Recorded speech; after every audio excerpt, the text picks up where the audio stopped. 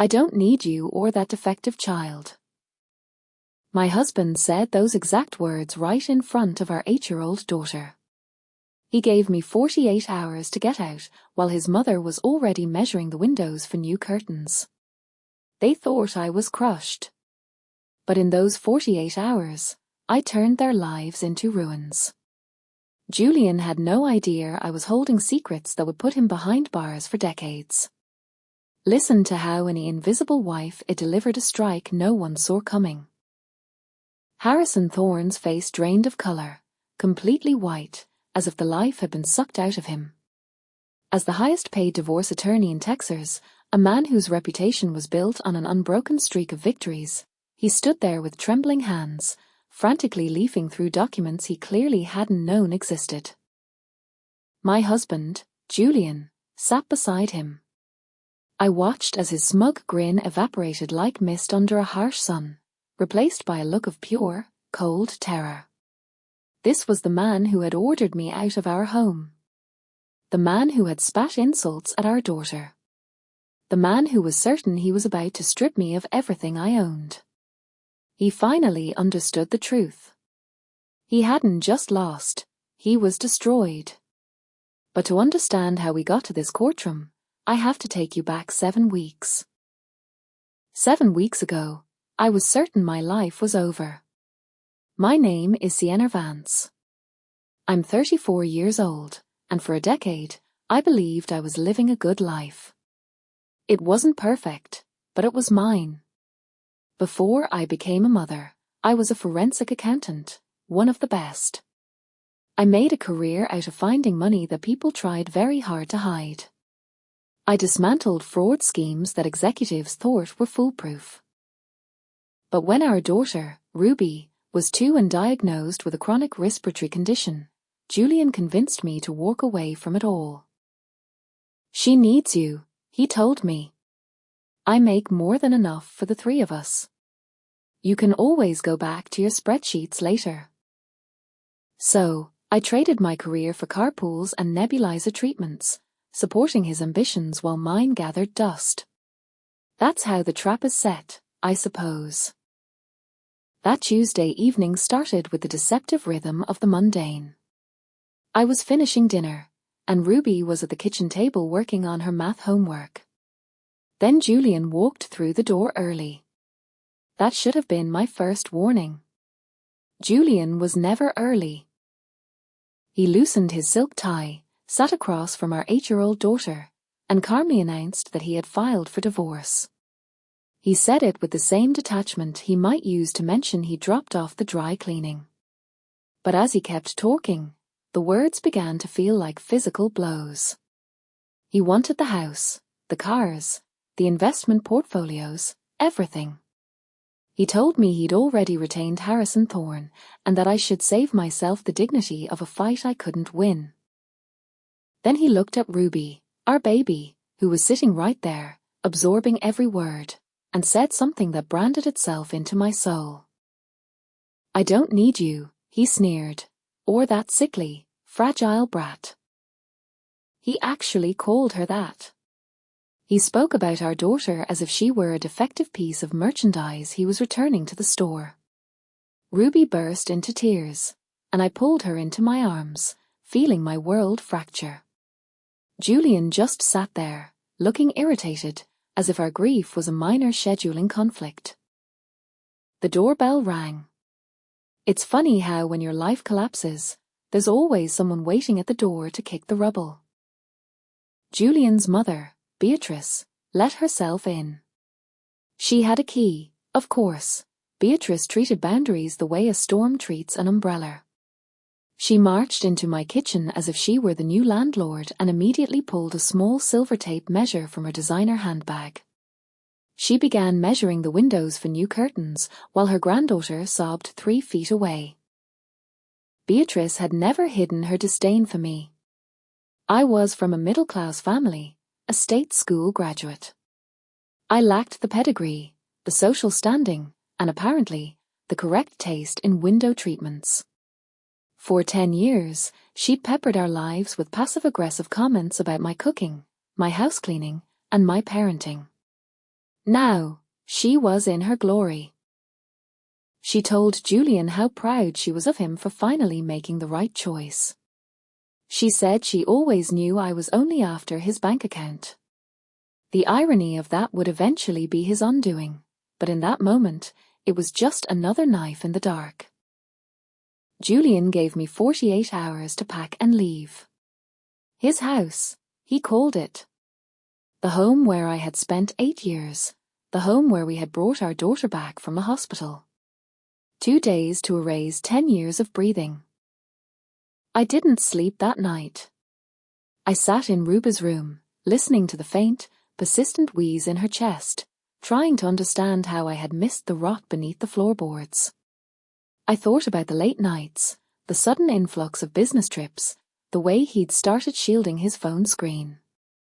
I had been so consumed with being a good mother that I had allowed myself to become an invisible wife. The next morning, as I was packing boxes like a stray guest who had overstayed her welcome, I found it. A bank statement had slipped behind Julian's nightstand months ago. I nearly tossed it into the trash, but old professional instincts are hard to kill. When you spend a decade looking for discrepancies, your eyes find them automatically. The balance was wrong. I knew Julian's salary, and I knew our overhead. The math was impossible. There should have been triple that amount in our savings. Where was the rest of the money? I tucked that crumpled piece of paper into my bag.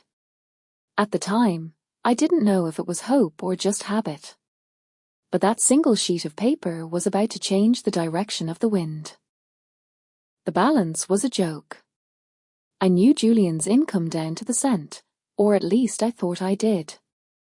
The figures on that page were whispering a story of systematic siphoning. There should have been hundreds of thousands more. I tucked the paper away, fueled by a cold, analytical fury I hadn't felt in years. Julian stood by the front door as I hauled the final boxes to my old SUV. Ruby was already buckled in, small and pale, clutching her threadbare stuffed rabbit. He didn't offer a hand. He didn't even say goodbye to his daughter. He just stared at his watch, radiating the impatience of a man who had a more pressing engagement, likely a tea time or a reservation he couldn't miss. I drove away from the house I had helped pay for, the life I had meticulously built, and the man I realized I never truly knew. Ruby asked when we were going back home. I didn't have the heart to tell her we were already there, in a cramped two-bedroom rental on the edge of town. But I had that statement. And I had 10 years of forensic training Julian had clearly dismissed as a domestic hobby. Julian wasn't content with just leaving. He wanted to erase me. Within a week, the silence from our mutual friends became deafening. One woman I had known for years finally took my call, her voice hushed and hurried. "Julian's been talking. Sienna," she whispered. "His telling everyone you've had a total breakdown. His mentioned a pill problem. His hinting that you aren't, well, that you aren't safe to be around Ruby alone." It was a calculated assassination of my character. I found out later he had been planting these seeds for months, brief, concerned whispers at charity galas and neighborhood barbecues. He had been crafting the image of the long-suffering husband burdened by an unstable wife long before he ever handed me those papers. He was a real estate developer by trade, but he missed his calling as a writer of dark fiction. The true cruelty arrived in a plain white envelope 3 weeks later. It was a notice from our insurance carrier. Julian had removed Ruby from his policy. My daughter, whose lungs struggled with every change in the Texas humidity, was suddenly uninsured. When I stood at the pharmacy counter and saw the 4-digit total for her maintenance inhalers, I felt the air leave my own lungs. It was more than the monthly rent on our apartment. This wasn't a divorce anymore. It was an act of war against a child. I met with a local attorney named Sarah Miller. Her office was a labyrinth of files and the smell of lukewarm coffee. When she saw Harrison Thorne's name on the opposing counsel line, she actually let out a long, defeated sigh. "Sienna, I'll be honest with you," she said, her eyes heavy with pity. "Fighting Thorne is like trying to stop a landslide with a plastic shovel. You might want to consider taking whatever settlement they're offering, just to keep the peace." She told me his hourly rate. I realized that merely standing in the same room as the man likely cost as much as my daughter's medication. A few days later, I went to Julian's firm to collect the financial disclosures I was legally entitled to see. His secretary, Martha, was a soft-spoken woman who had always been kind to me during the annual Christmas parties. She moved with a strange, frantic energy that morning, constantly glancing toward the heavy oak door of the inner office. I saw why when the door swung open. Chloe, 26, polished to a high shine, and currently draped across Julian's mahogany desk like a piece of expensive decor. She was laughing at something he said, her hand resting on his forearm with a casual intimacy that made my skin crawl. When she caught sight of me, there was no flicker of shame, only a sharp, predatory smile. She looked at me as if I were a ghost haunting a house she had already bought. The affair hadn't been a momentary lapse. It had been a 2-year shadow life. While I was at home managing Ruby's nebulizer treatments and supporting his career, he was playing house with a girl barely out of college. I went home and made the mistake of looking her up online. Her profile was a gallery of my husband's betrayals. Weekend trips to the coast that I thought were conferences. A designer watch he'd claimed was a corporate gift from a vendor. Every photo was captioned with vapid reflections on her blessed life. I felt a different kind of blessing. I was thankful I hadn't eaten lunch, because the sight of my life savings being worn as jewelry by a stranger would have turned my stomach. Beatrice chose that moment to contribute her own brand of public humiliation. She posted a long, rambling screed online, expressing her relief that her son had finally shaken off the parasite who had trapped him. She wrote that Julian deserved better than a woman who couldn't even provide him with a healthy heir, going so far as to claim my family carried a defective traits. She actually typed those words for the world to see. The comment section filled with local socialites offering their sympathies to poor Julian for his difficult decade and married to a woman like me. A formal settlement offer arrived via certified mail. Harrison Thorne's letterhead was imposing, likely costing more to print than my weekly grocery budget. Julian was being exceedingly generous, as the letter claimed. He would allow me to keep my personal clothing and the car that was already in my name. Everything else, the house, the investment portfolios, the retirement accounts, remained with him. I was to receive the bare minimum of child support based on his reported income, which I already knew was a work of creative accounting. I had 30 days to sign or face the full weight of his legal machine in court. I sat at my small kitchen table in that cramped apartment, listening to Ruby cough in the next room, and I felt something I hadn't felt in weeks. It wasn't despair or fear. It was clarity. Julian had forgotten something fundamental about me. He remembered the wife who made his dinner, smoothed over his mother's insults, and raised his child. He had completely forgotten the woman I was before Sienna Vance, the homemaker. He forgot Sienna Thorne, the forensic accountant. And I had been very, very good at my job. I pulled that crumpled bank statement from my purse. The numbers were still screaming at me. Now, I was going to listen. I hadn't used my professional skills in 6 years, but that kind of training doesn't just evaporate. It sits in the back of your mind, like a dormant program waiting for the right command. Every night after Ruby fell asleep, I turned my kitchen table into a war room.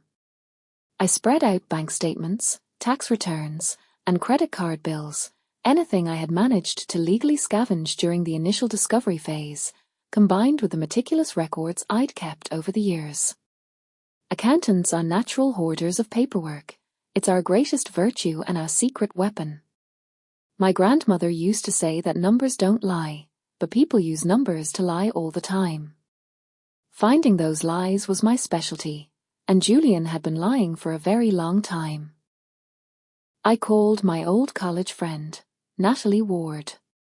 We had survived the rigors of advanced accounting together, dreaming of catching white-collar criminals. She had stayed in the field and built a powerhouse practice in Austin. When I explained the situation, she didn't even pause. "Analyzing your husband's shady books sounds like my idea of a perfect Friday night," she said. "I'm in." Natalie arrived with a bottle of wine, a stack of legal pads, and a hunger for justice. We spread the documents across the living room floor like a financial crime scene. Within 2 hours, she was pointing at a column of figures, wearing that sharp, predatory look she used to get before an exam. "Sienna, your husband is either functionally illiterate or he's hiding a massive amount of liquidity," she remarked. "Julian is a lot of things," I told her, "but he's excellent at math." She smiled. "Then let's have some fun." While we dug, Julian escalated his campaign. His lawyer filed a motion for full custody of Ruby. The reasoning was so twisted it made my blood run cold. Julian claimed I was a financially unstable and incapable of providing the specialized care a child with medical needs required. This was coming from the man who had stripped his own daughter of her health insurance and called her a fragile brat. He didn't want to be a father, he never had been, but he knew that threatening to take Ruby was the only way to force my total surrender. She was a chess piece to him. But I wasn't playing the game he thought we were playing. The first major discovery came after 3 nights of digging: hidden accounts. Julian had opened investment portfolios at a boutique firm in another state, accounts that had never been disclosed on our joint filings. There was over $200,000 sitting there. He had been siphoning money from his business income for years, masking it as the operational expenses and a consulting fees. It was marital property. It was money that could have paid for Ruby's treatments 10 times over while I lay awake at night wondering how to afford her next inhaler. But the house was the true revelation. Julian kept calling it his house, the prize he was most desperate to keep. I remembered the day we bought it. I was 7 months pregnant with Ruby and suffering from severe preeclampsia. My doctor had ordered strict bed rest. Julian told me he'd handle all the closing paperwork.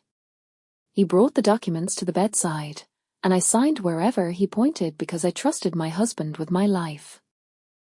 I was so incredibly naive.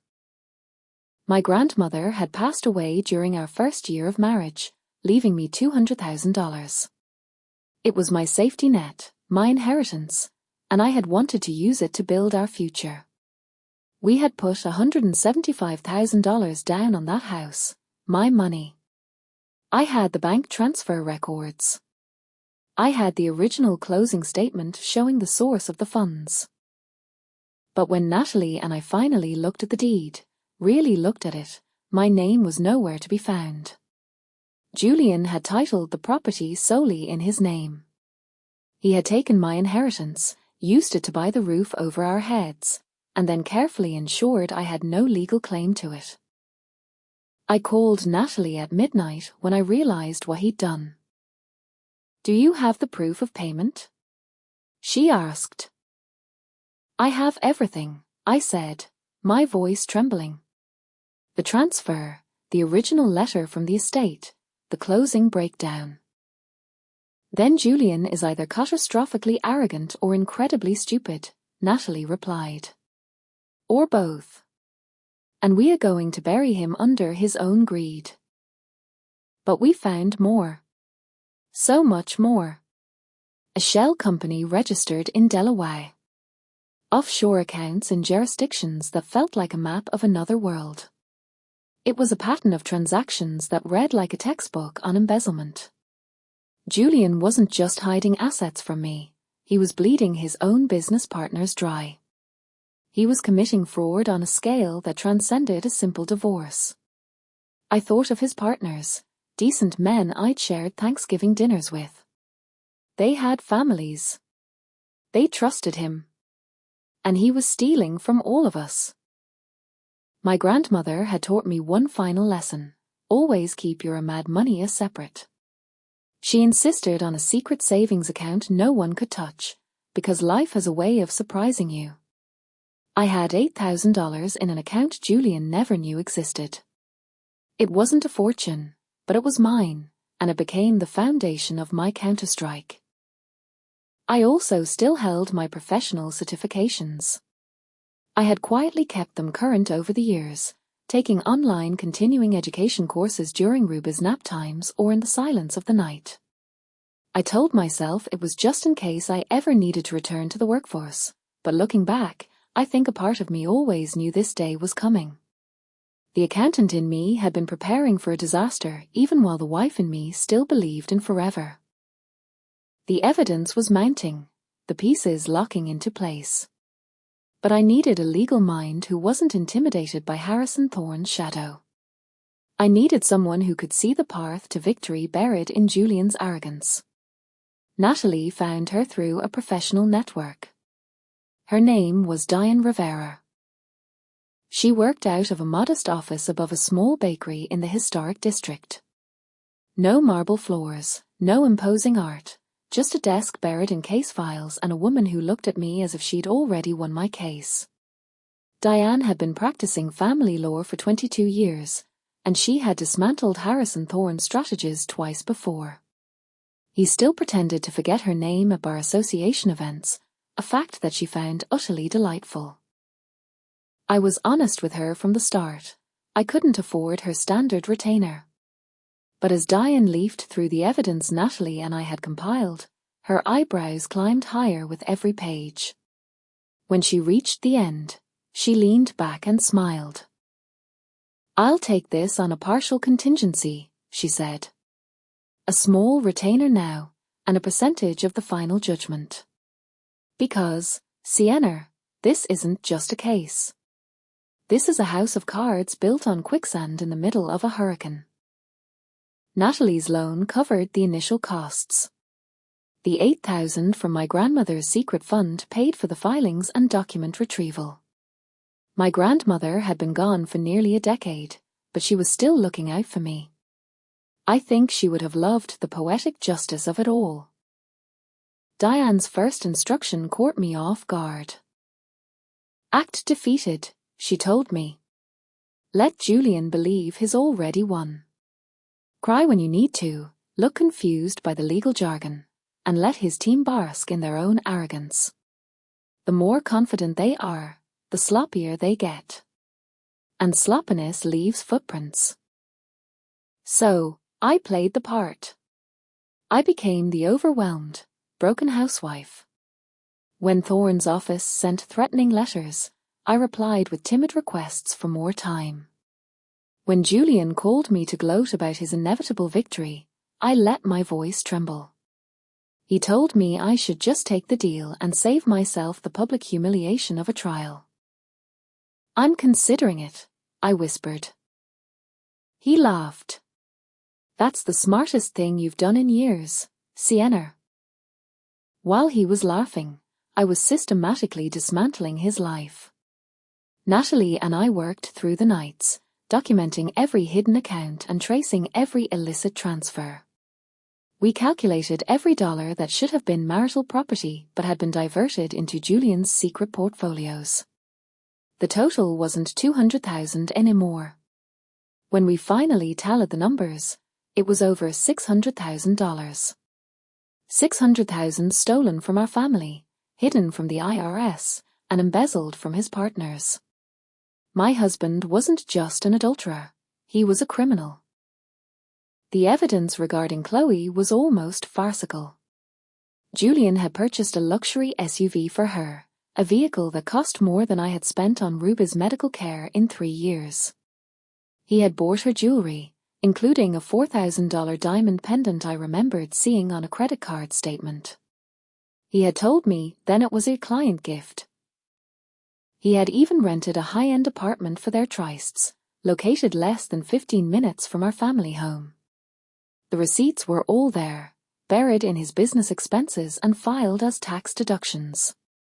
He wasn't just cheating on his wife, he was cheating the government, too. And the IRS tends to have a very poor sense of humor about such things. He had meticulously tucked the paper trail of his infidelity into his business ledgers, shamelessly claiming his mistress's rent and jewelry as corporate tax deductions. He wasn't just betraying our marriage, he was defrauding the federal government. It was a level of arrogance that usually comes with a steep price tag. Then Martha reached out. Martha, the soft-spoken woman who had been Julian's gatekeeper for 9 years, called me one evening. Her voice was a mere thread of sound, barely audible over the phone, as she asked to meet somewhere private. We sat in a dimly lit diner on the outskirts of town, a place where the local social circles never ventured.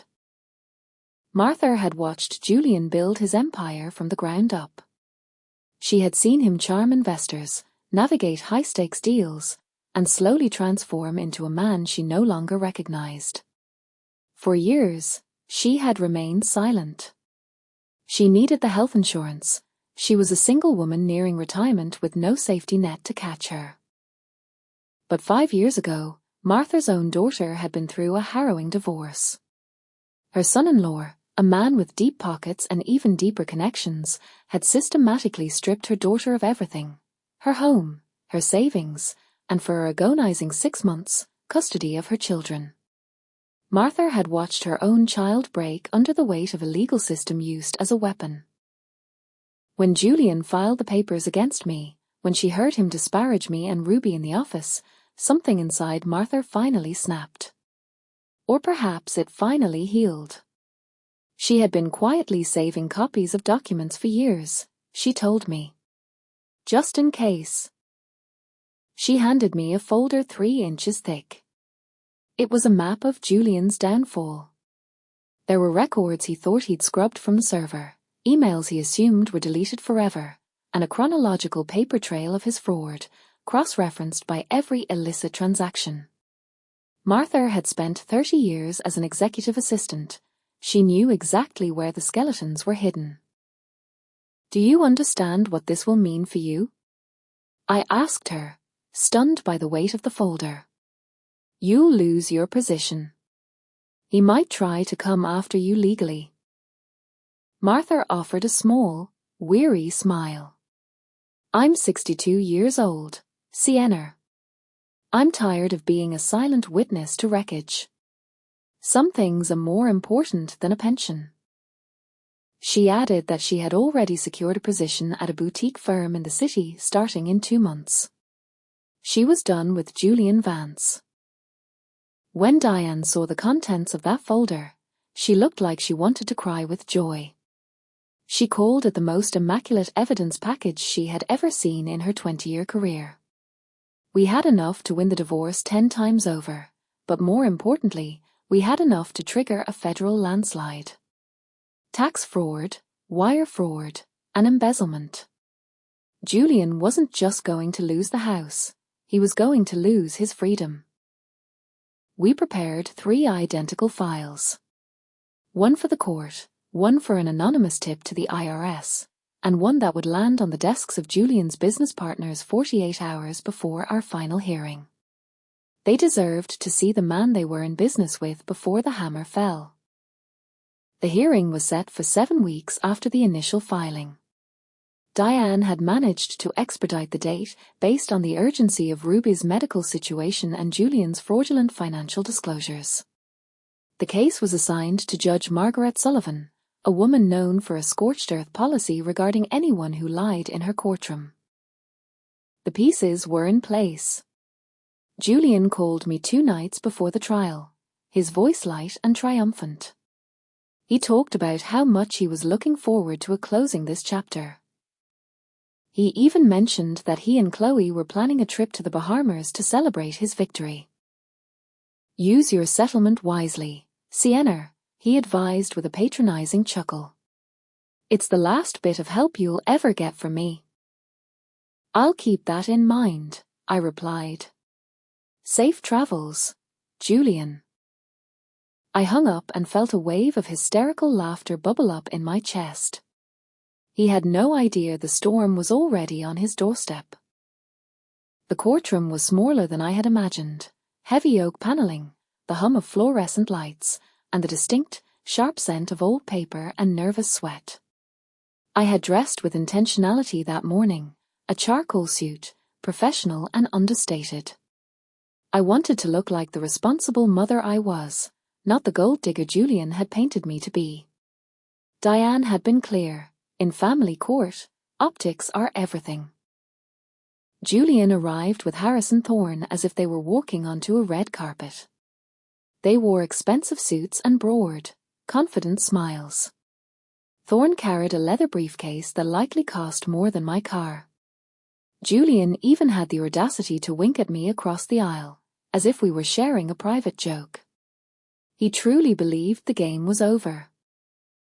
Beatrice sat in the front row of the gallery, draped in a silk dress that practically screamed her social standing. She held a small notebook, ready to record every detail of my expected defeat. Chloe was a few rows back, checking her phone with an air of bored entitlement. And then, in the very back row, sat three men Julian didn't expect to see, his business partners. They had received their packages 2 days prior.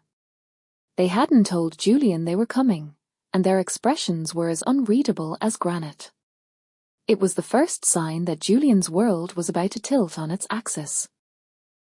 Judge Margaret Sullivan entered the room, and everyone rose. With graying hair pulled into a severe bun and reading glasses perched precariously on her nose, she looked like a librarian who had catalogued every brand of human nonsense and had long since run out of patience. I liked her instantly. Thorne presented Julian's case first. He painted a portrait of a tireless businessman burdened by an unstable, erratic wife who had contributed nothing but stress to their 10-year union. He spoke of Julian's extraordinary generosity in the settlement offer. He expressed faux concern for a poor Ruby, suggesting that only a man of Julian's means and stability could provide the environment she required. He used words like unreliable, volatile, and failing. It was a masterful performance, pure fiction, delivered with the conviction of a man who had never been told a no. Then it was Diane's turn. She started quietly. She asked simple questions about our marriage, our home, and our joint assets. Julian answered with a relaxed, almost bored confidence. Yes, the house was purchased during the marriage, he said, leaning back. Yes, the title is in my name alone. My wife wasn't working at the time. She didn't contribute to the purchase price. Diane nodded thoughtfully. Then, she reached for a folder and introduced Exhibit A. It was a bank record from 8 years ago, a wire transfer of $175,000 from my personal inheritance account to the closing company. The amount matched the down payment to the penny. The date was identical to the closing date. The memo line, in my own clear handwriting, read, "House down payment." Julian's smirk didn't just fade, it flickered out like a dying bulb. Thorne leaned in, his shoulder tensing as he whispered something to his client. The judge's eyebrows climbed toward her hairline. Diane didn't slow down. She introduced Exhibit B, the probate documentation from my grandmother's estate, tracing the funds directly from her legacy to my account, and finally, into the home Julian claimed I had no part in buying. The judge looked over her glasses at Julian. "Mr. Vance, do you have an explanation for this discrepancy?" He stammered something incoherent about a commingled funds and a marital complexity, but his voice lacked its usual polish. Sullivan didn't look convinced, She looked insulted. Then came the hidden accounts. Exhibits C through J. Diane laid out the portfolios Natalie and I had unearthed, over $600,000 tucked away in boutique banks I had never heard of. Deposits that synced perfectly with the gaps in his business income. Money that should have been disclosed, money that had been stolen from the marital estate, and money that could have paid for our daughter's medication. Thorne's face changed. The mask of the high-powered litigator slipped, revealing a flash of genuine panic. He began to object, his voice rising in pitch, but Judge Sullivan overruled him before he could finish his sentences. Julian wasn't smiling anymore. He was staring at the documents as if they were live grenades. Finally, Diane introduced the shell company records and the offshore transfers, a pattern of transactions that screamed fraud in a language any forensic accountant could translate. She noted, with a terrifyingly calm voice, that these documents had also been shared with Julian's business partners, who were currently sitting in the back of the room. She added that the files would likely be of a tremendous interest to several federal regulatory agencies. Julian turned in his chair, his eyes finding his partners for the first time. The blood left his face. One of the men, Gregory, a man who had been a regular at our dinner table, simply shook his head with a look of profound disappointment. It was the look of a man who was already calling his own lawyers. Thorne asked for a brief recess. His hands, usually so steady, were visibly trembling. The man who charged $500 just to think about a case was watching his own reputation catch fire. Denied, Sullivan snapped. I want to see exactly how deep this rabbit hole goes. Diane moved to the final blow, the evidence of the affair. She detailed the luxury SUV Julian had bought for Chloe, the high-rise apartment, and the jewelry, specifically that $4,000 necklace, all of which had been illegally filed as business tax deductions. This would appear to constitute not just marital fraud, Diane remarked, but a systematic effort to defraud the IRS. I looked back at Chloe. She was no longer bored. She was staring at the exit sign, her survival instincts finally overriding her vanity. She slipped out of the courtroom a few minutes later, likely realizing the victory trip was cancelled and that Julian Vance was no longer a winning bet. Beatrice sat frozen, her notebook forgotten in her lap. The triumphant story she had planned to tell her social circle was dissolving into a public record of felony-level fraud. Julian tried to stand, tried to claim the evidence was manufactured, that I was a vindictive woman trying to destroy him. Judge Sullivan cut him off with a single, sharp gesture. Mr. Vance, she said, her voice like grinding stones. I have seen a great deal of dishonesty in this chair. But the sheer audacity of this, to lie so brazenly while defrauding your wife, your partners, and the government, is quite frankly a first, even for me. She looked at Julian with the same revulsion she might show a cockroach on her lunch plate. Then, she turned her gaze toward me, and for a fleeting second, I saw a flicker of something that looked very much like respect. Judge Sullivan's ruling was everything I had envisioned and more. It was a total restoration. I was awarded sole legal and physical custody of Ruby. The house, the one Julian had so arrogantly claimed as his own, was deeded entirely to me, a recognition of my grandmother's inheritance. Because of Julian's documented fraud, hidden assets, and blatant perjury, the court awarded me 70% of the total marital estate. Child support was recalculated based on his actual earnings, not the sanitized version he presented to the world. He was ordered to cover all of Ruby's medical expenses and to restore her health insurance immediately, retroactive to the very hour he had stripped it away. The man who had set out to leave me with nothing was now the one losing everything. The man who had ordered me to leave my home was now legally barred from the property. The man who had spoken so cruelly of his own daughter would spend the next decade paying for the care he had tried to deny her, whether he liked it or not. But the courtroom was only the first domino to fall. Within 3 weeks, the federal investigation began in earnest.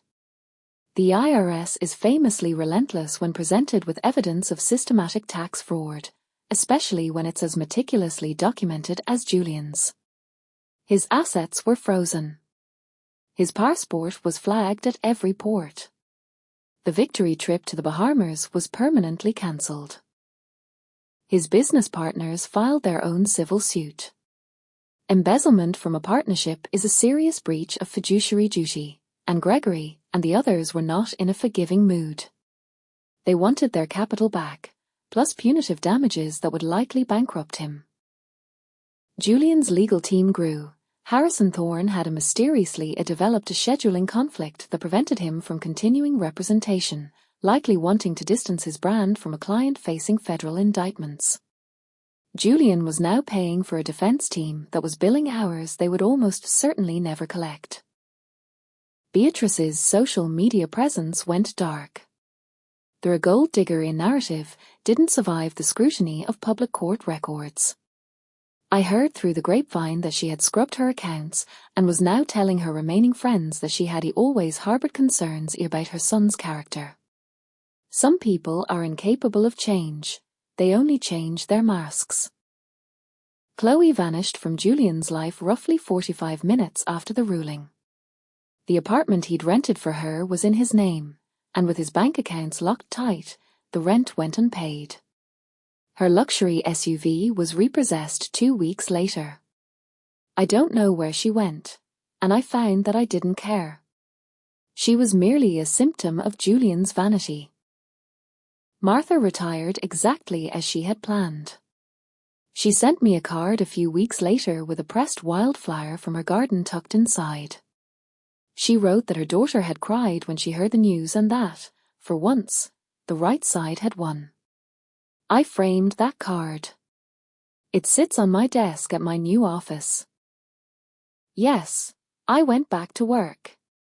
It turns out that a forensic accountant who can dismantle a multi-million-dollar fraud scheme is a very valuable asset. Natalie recommended me to several top-tier firms in Austin, and I had 3 offers within a month. I chose the one that offered the most flexibility for a single mother and a comprehensive health plan. My skills had been dormant for 6 years, but they woke up with a vengeance. Ruby and I moved back into the house, our house. I let her choose the colors for her room, and she settled on a deep lavender with silver stars on the ceiling. We adopted a cat from the local shelter, something Julian had always forbidden. She named him Biscuit, and he sleeps at the foot of her bed every night. Her breathing has improved significantly. With a stable home, proper medication, and the absence of Julian's stress, the wheeze is almost entirely gone. She still asks about her father. I tell her the truth in a way an 8-year-old can process. Julian made some very poor choices, and he has to work through the consequences. We are going to be just fine. Last month, I ran into him at the grocery store. He looked smaller, somehow diminished. The bespoke suits were gone, replaced by a wrinkled polo shirt and khakis that had seen better days. He saw me and opened his mouth as if to speak, but the words seemed to fail him. I walked past him without a word. I had nothing left to say to a man who viewed his family as an overhead cost. Some people think being quiet is the same as being weak. They confuse patience with surrender. And some people really should do a better job of vetting their wife's professional history before they try to steal her life. My grandmother used to say that the universe has a long memory and an impeccable sense of timing. I didn't always believe her. But sitting on my porch now, watching Ruby play with Biscuit in the backyard of the home I fought for, I know she was right. Justice is a slow-burning fire, but when it finally arrives, it leaves nothing but the truth behind.